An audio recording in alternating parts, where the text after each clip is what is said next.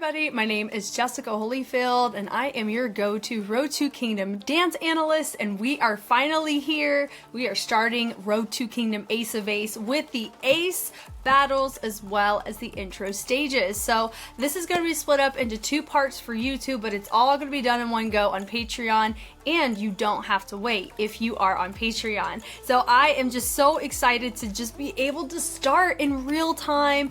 I'm just through the moon on it, and I do intend on looking at the episode as well, same day, but it'll get released later on YouTube, hopefully, if the copyright doesn't kill me. So I think without further ado, I think it's time to get started. We have Tempest. Who do they pick? Han Bin. Ace of Tempest. Ready. Let's go. Kim Bon, Jong Chae-hoon.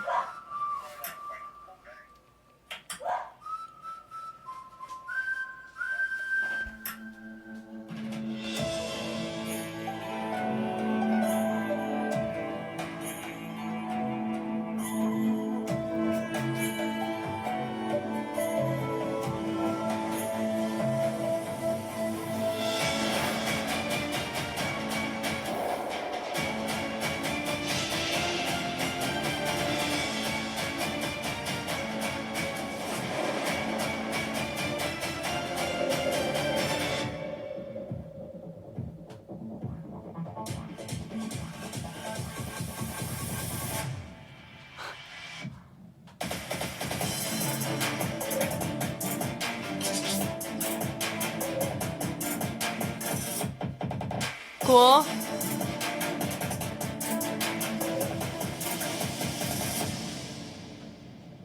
That was cool. Oh. And then we have no music. He takes it and turns it. And then what do? Oh, cool. It was a cool little visual. We're here for that. That was cool. It does feel awkward, not gonna lie, because there's no music. There's nothing that like makes that a great moment until he does it. Does that make sense? So that would be my note to whoever choreographed that, if I'm being honest. I would have put music to that. Okay. From the top, you have the Ace of Tempest. Ace of Tempest. Nice and suave. Now this beginning is really cool. Now, who is the choreographers?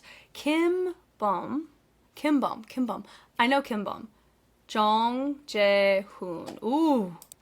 Okay, when I read Kim Bum, it's actually, there's an actor that's his name. Anyway, okay. So there's a chance I do know them. I can't tell you affiliation right now, and that is absolutely fine. But this is really cool. This whole visual, this little, ooh, fascinating. Gotta take it out. Up.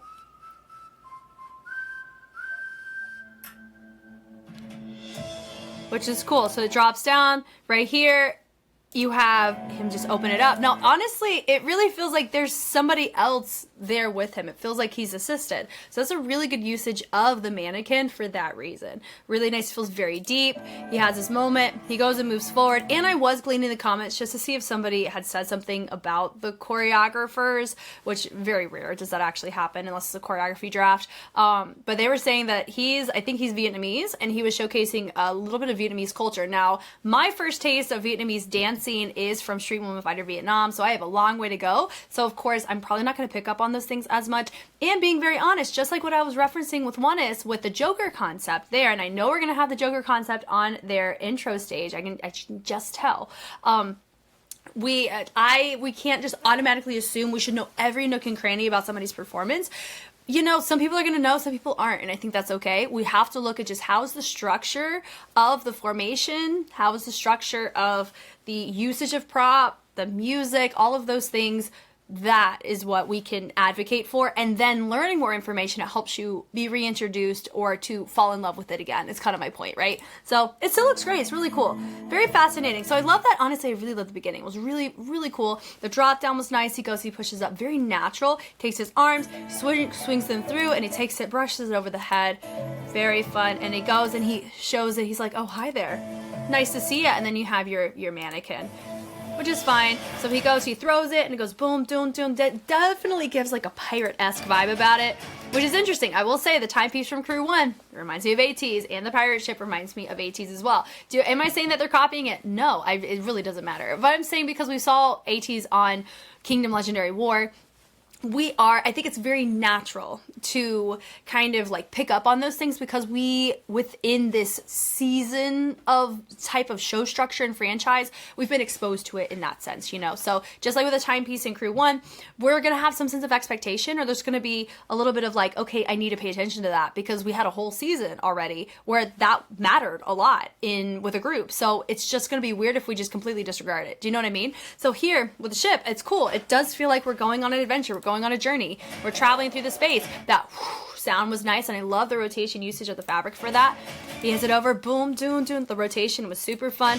The draping was nice. He hits it, boom, over to the side. We accent over, we rotate, and then we continue to create a nice little lasso effect. Now, we can't see what happened in that moment, so I can't tell you, did it get stuck, did it not? But I know he is on it right now. Is he supposed to? Maybe. But how it turns, I really like how it presents in front of him. He hits it, and then he just throws it away. That's fine. He takes the arms, and it goes out, in. Now, I will say this could just be like I don't know if they have the budget for it. Personally, I wish that the floral pattern or whatever is on this mannequin, I wish it traveled all the way down instead of it being just isolated in the upper body, because it already looks, you know, not quite human because of the broken upness of the upper section. So that would be my one note on the actual, like, creation of the mannequin. I think it would have looked more full, but if by making it more full it's going to cause it to be more restrictive on everything else, then pick your battles, right? But that would be my one note on that. It doesn't, I'm not saying it feels dinky, but I do feel like I feel like we could have done more just on that mannequin and how it drapes down. But that's a personal preference. That's not gonna factor in or anything, especially because he's giving it like this human-like kind of interaction. And I think by having at least most of the body give the impression that it's a full body figure, maybe that could have helped. I don't know. But anyway, I like how it goes and it raises. That's fine.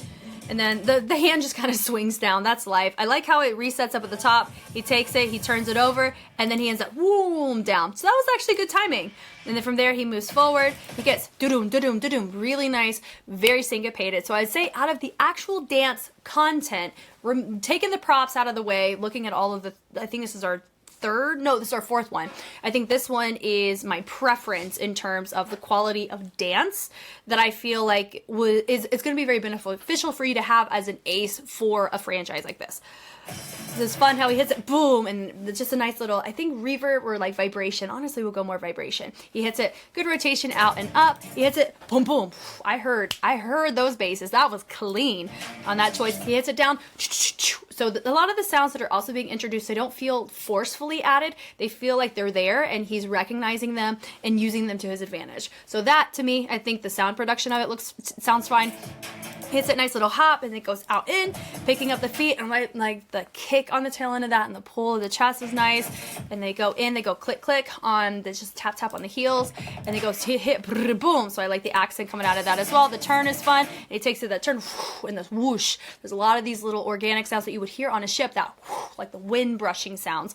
That's probably why it feels more placed versus forcefully added. Like if you've watched, I would say, Grey Dance Crew or Street Dance China, the choreography rounds, that is a note I do give on the sound production side for my personal feelings about it. He goes and he drops down, boom. I like the tension as he comes back up, hits it, boom, boom. I like the double up on that. And he swings it, boom, little rotation up, and that part has a little bit more of a residual vibration on the tail end, more reverbed. And then he goes, okay. And now we have no music. Personally, I wish that we had like vroom, and then he has this moment with something at least lulling in the background instead of just silence, because to me it feels like, okay, I'm waiting, what's gonna happen? I do feel a smidgen disconnected from the intention of this, but he goes and he goes mwah, and it lights up. So that's cool. It's a cool visual, but I was disconnected leading up to this. I would have loved to have seen music or something guide me there. It felt a bit, okay, we're done with our dance. Let me show you this really cool trick. Not, I'm dancing and then functionally in my storyline, you're naturally here at this point with me, if that makes sense. So I think that's fine. I think that was a really cool visual at the end. I think I think that became the thumbnail of this video, you know. So hey, we have no qualms with that. We got Tempest. Hanbin.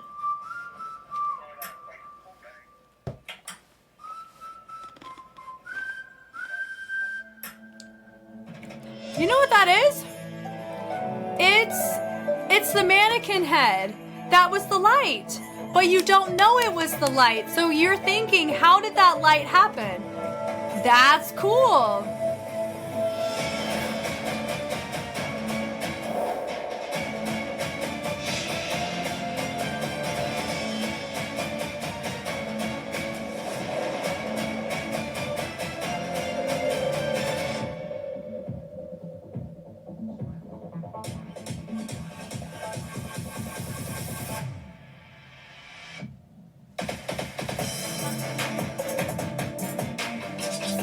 Cool.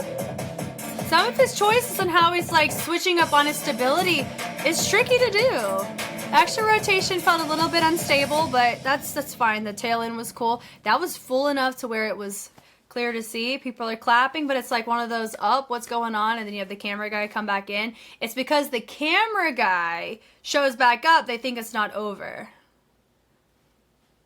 They're all like, he kissed a fake head. Cool. Now the question is because it was Tempest, because I'm just trying to think about why they made that choice. I think it could be because that the head stands probably at the lighthouse, or it's like the signal of the light. It could be that overlap is what I'm trying to figure out.